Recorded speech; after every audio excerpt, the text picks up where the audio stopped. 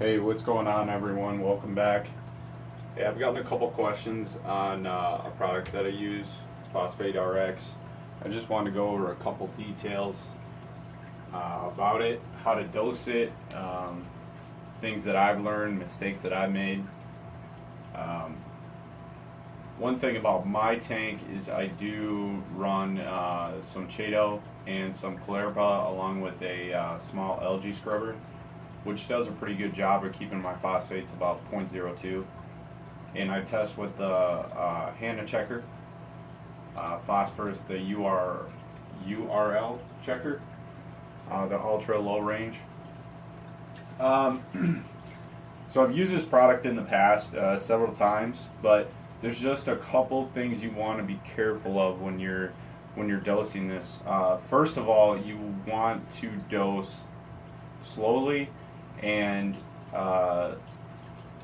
if your recommended dose, if you calculate it out by your water volume, is, say 50 drops, cut that in half and try 25. You want to make slow, gradual changes. Learn from my mistakes. I don't want you guys to make the same ones. You can dose this right into your tank. It will make your water a little cloudy. I've never had a problem with it affecting my fish or my corals. So you can do that directly in the tank. Just make sure you have a good protein skimmer that can skim it out. There is another way that you can do it. You can get a 10 micron filter sock and slowly drip it into the filter sock. That's what I've been doing lately. What I did is I have 3 4-inch filter sock holders in my sump. I just put one 10 micron filter sock in, and then I calculate my dose. Lately, I think last week I did, I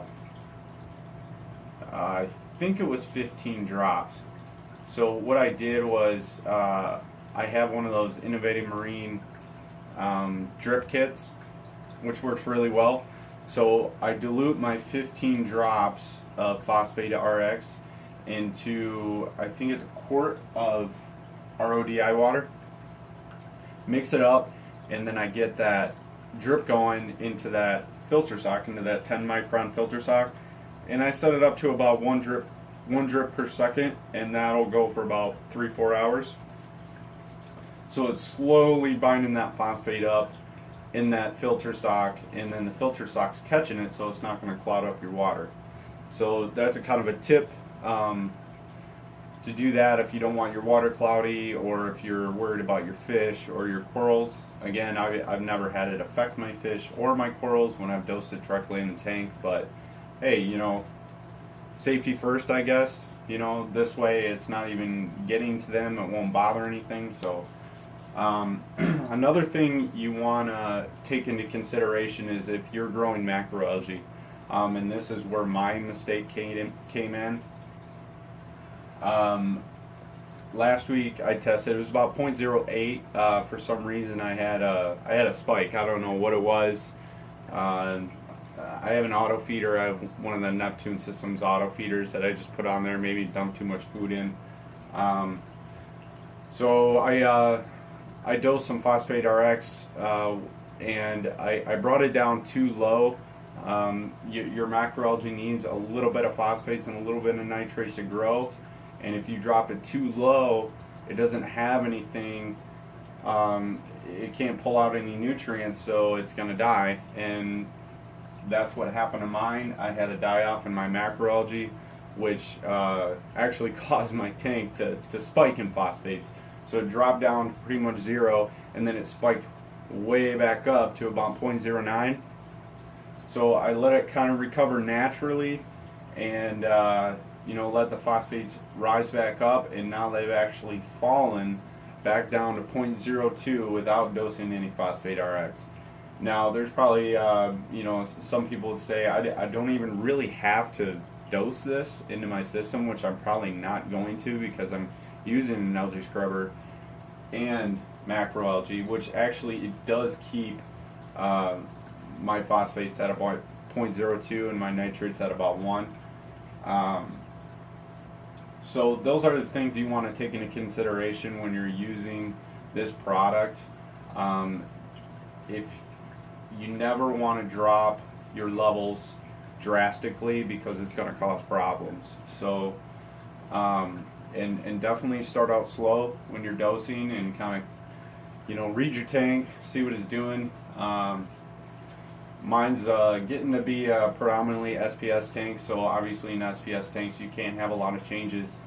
So I did lose a couple frags, and I did have a couple frags kind of brown out, but for the most part everything's recovering. But it kind of counterintuitive, if you want to say that. Like you want to drop your phosphates down, to prevent algae growth, but then when you drop it down too far, my macroalgae died, and then I had a spike in algae. So it pretty much took me a week of like getting all the nasty algae that was growing on the rocks out of there.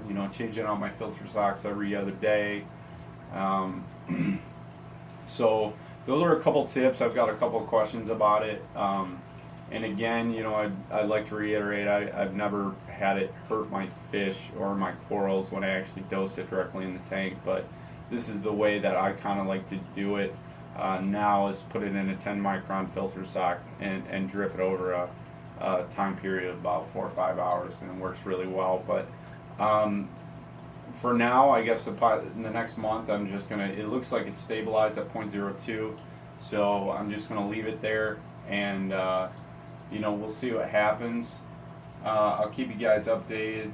As of right now, yeah, it pretty much nuked my algae scrubber, pretty much killed everything on there. I had cleaned it about 2 days right before I dosed the Phosphate Rx, so it didn't have a lot of growth on there. It had a little bit, but just that little bit of algae that died on my algae scrubber, and then also the Chaeto and the Calabar that were in there were dying off. But now they're recovering, and actually now that I'm looking at it, it's about doubled in size since last week, so that's a good sign. But other than that, everything else is doing pretty good. The fish are healthy. Most of the corals are coming back. Might lose a few frags from that, but lesson learned.